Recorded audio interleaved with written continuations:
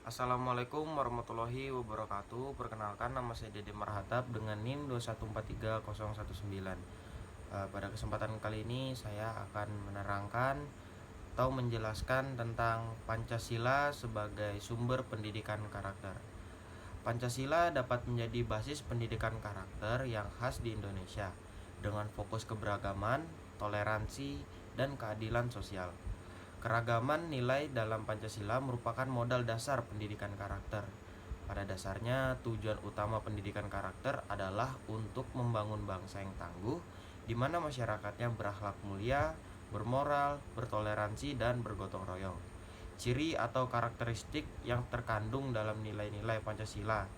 Yang pertama yaitu ketuhanan yang Maha Esa, mengandung pengakuan atas keberadaan Tuhan sebagai pencipta alam semesta beserta isinya.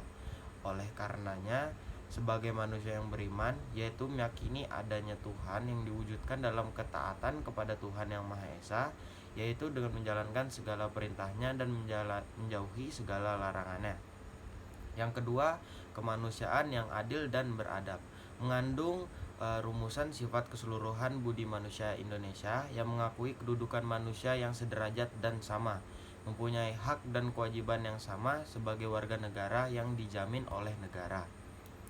Yang ketiga, persatuan Indonesia, merupakan perwujudan dari paham kebangsaan Indonesia yang mengatasi paham perseorangan, golongan, suku, bangsa, dan mendahulukan persatuan dan kesatuan bangsa sehingga tidak terpecah belah oleh sebab apapun.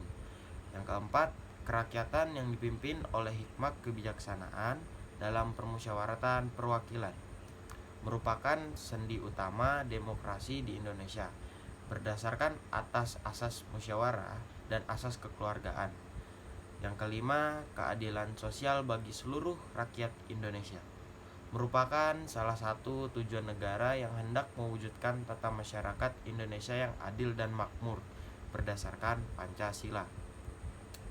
Pentingnya penerapan nilai Pancasila pada kehidupan, menumbuhkan rasa cinta kepada Allah yang Maha Esa dan Maha Kuasa, menumbuhkan rasa cinta kepada orang atau anggota keluarga, menumbuhkan rasa cinta dan hormat kepada orang tua dan orang yang lebih tua, mengembangkan sikap adil terhadap sesama. Contoh pengamalan Pancasila. Berikut merupakan contoh-contoh pengamalan Pancasila yang bisa kita lakukan dalam kehidupan sehari-hari sesuai dengan nilai dan setiap pasalnya. Sila 1, Pancasila. Berdasarkan sila ketuhanan yang Maha Esa, maka tingkah laku warga negara harus bertitik tolak pada semangat yang untuk melakukan yang benar, adil, dan baik sebagai intisari nilai ketuhanan. Berikut contoh pengamalan sila ini dalam kehidupan sehari-hari. Beribadah sesuai dengan agama dan kepercayaan masing-masing dengan sepenuh hati. 2. Tidak memaksa orang lain dalam menganut agama atau kepercayaan. Setiap orang pasti menganggap agama atau kepercayaannya yang benar. Maka dari itu tidak boleh memaksakan orang lain untuk menganut agama kita. Yang ketiga, tidak mendiskriminasi agama atau kepercayaan tertentu. Menghina agama atau kepercayaan orang lain maka dapat menimbulkan disintegrasi nasional. Sila kedua, Pancasila. Berdasarkan sila kemanusiaan yang adil dan beradab, maka tingkah laku manusia harus didasarkan atas kemanusiaan, keadilan, dan keadaban. Berikut contoh pengamalan sila kedua dalam kehidupan sehari-hari. Menolong teman, tetangga, atau orang lain yang sedang terkena musibah dengan ikhlas, memberikan bantuan baik dana, pakaian, atau makanan kepada korban bencana alam. Sila ketiga, berdasarkan sila persatuan Indonesia, maka tingkah laku warga negara harus didasarkan pada nilai integrasi nasional. Berikut contoh pengalaman sikap sila ketiga dalam kehidupan sehari-hari. Mengembangkan sikap cinta tanah air, misalnya membeli produk dalam negeri. Selain itu juga bangga terhadap bangsa dan negara Indonesia, seperti mengenalkan budaya Indonesia kepada bangsa lain. Rela berkorban untuk kepentingan orang lain tanpa pamrih, seperti menolong orang lain yang terkena musibah tanpa mengharapkan imbalan.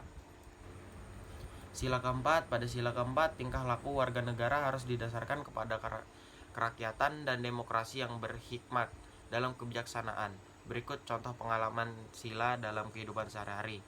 Tidak memaksakan kehendak atau pendapat kepada orang lain. Belum tentu pendapat yang kita paksakan baik bagi orang lain. Ikut memberikan suara dalam pemilu bagi yang sudah terdaftar dalam calon pemilih. Bagi yang dipilih harus dapat amanah menjalankan tugasnya sebagai wakil pemilih. Untuk sila kelima, pada sila kelima tingkah laku manusia harus didasarkan pada keadilan menjaga hubungan bermasyarakat. Berikut contoh pengalaman sila ini dalam kehidupan sehari-hari. Tidak menuntut hak tanpa melaksanakan kewajiban. Di dalam proses pembelajaran, seorang anak tidak boleh hanya menuntut hak mendapatkan ilmu yang diberikan tanpa melaksanakan kewajiban untuk menghormati guru. Ya, mungkin sekiranya ada salah-salah kata, saya mohon maaf. Segini saja dari saya. Wassalamualaikum warahmatullahi wabarakatuh.